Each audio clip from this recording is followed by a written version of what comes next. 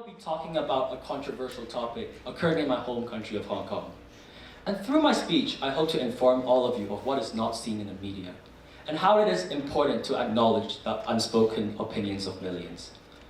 Since the day I arrived in UWC, people have been asking me, what's the situation in Hong Kong? What's happening over there? Is it even safe? And every time I'm encountered with these questions, I could often respond in a very generic manner. What other Hong Kong people would say. Hong Kong is indeed in a very bad situation right now, and I have absolutely no clue as to how long this will last. However, once people start asking me about my opinions, my perspectives on the issue, I would often feel reluctant to share them. I've actually contemplated and sat down with myself on the issue, and I realized that my opinions were in fact legitimate and valid. However, they just don't really stand anywhere on the generic spectrum we have. I believe this is because of my upbringing, which I will share with all of you. I've been living in two different societies, two different environments since I was born, one of which is my family, and the other is my schooling environment. My family can be described as one that very much respects Chinese traditions and practices them to the fullest. For example, dinner should be started with everyone sitting together at a table together, and trips to grandparents' houses should be made once per week. In fact, my heritage was that my grandparents escaped from China during the Civil War period and came to Hong Kong to start their family. There were underlying rules that I had to abide by and hierarchies that people were supposed to know in the family.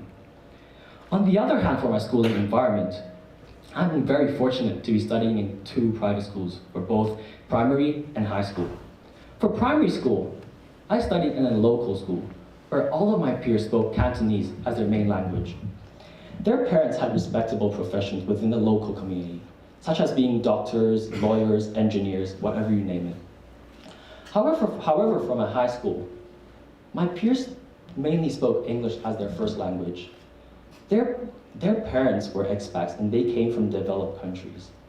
So I felt like I kind of belonged in these two societies, yet at the same time, I did not really have the traits to fit in either one of them.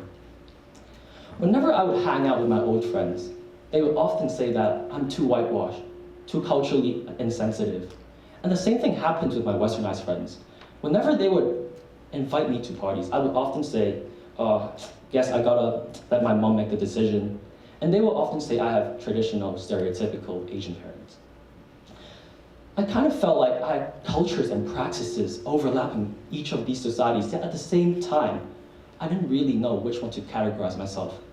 I can't really say I'm from a local family, as I hate to admit it. My Chinese might even be worse than my English at this point, as both of my parents were educated in the States and they mainly spoke English to me as well. I think this situation can be very closely related to the situation happening in Hong Kong right now. There's around 7 million people live in Hong Kong, and only 1/7 of that population participate in the protests. What does that mean to all of you? To me, I believe that there is 6 million remaining people who are really not participating in the protests. And there's information to believe that the news, social media, reporting companies are in fact neglecting these 6 million people's opinions and perspectives. So what are their perspectives and stances, we might wonder? Fortunately for you, I'm one of those 6 million people. In fact, I did not even indulge or discuss this issue with any of my peers at all unless they asked me. However, does this mean I'm against the whole protest? No. This protest started off being about an extradition bill, which could potentially damage and harm Hong Kong's so-called sovereignty, as well as their system of one country to system with China. For those less informed audiences, Hong Kong, this bill was introduced by our chief executive, Carrie Lam, which entailed the rights for China to pass along refugees, criminals, bring them back to China and to stand trial. Millions of these people, millions of us Hong Kongers, were refusing to pass along this right to China, as we believe Hong Kong, acting as its own country, should have its own justice system and be independent from other countries' influences. So, where does that put me in the spectrum? Well, protesters might say it was all the police's fault for their first speculation with gang ties with gang members, and also police brutality, unjust arrest. Why are we not hearing enough about protesters' brutality on the other hand?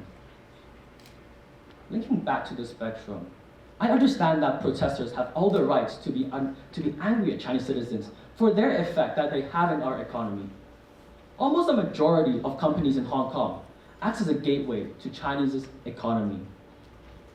And these companies, they would rather hire Chinese citizens than local Hong Kongers, or even they would hire overseas students who came back from universities. According to SCMP, South China Morning Post, one of the most prominent reporting companies in Hong Kong, let's say a fresh graduate coming out of a local Hong Kong university, he or she only earns an astounding amount of 2,000 USD per month, whereas someone who came from China or even a university in US, let's say Chicago, earns around 4,000 or even more. This situation and also mentality limits our youth, limits the Hong Kong local people's ability to thrive in the local environment. But this doesn't justify the act that the protesters are utilizing in order to achieve this so-called freedom. For example, there was one incident where protesters stormed into our legislative council and hung other countries' flags and destroyed the Hong Kong emblem. I believe by giving our rulership to another country diminishes our integrity as Hong Kongers fully. So, here I present you a question. With all of these controversial, these contradictory points that I have, where does that place me on the spectrum? For people like me, we don't really speak much because we understand the harm that we might get from unintended consequences. But however, does this make me a person who isn't willing to speak up for what I believe in? No. I believe in the prosperity and freedom of Hong Kong. That's why I'm making the choice today to speak here, right in front of this global community, to voice out my opinions and my stances.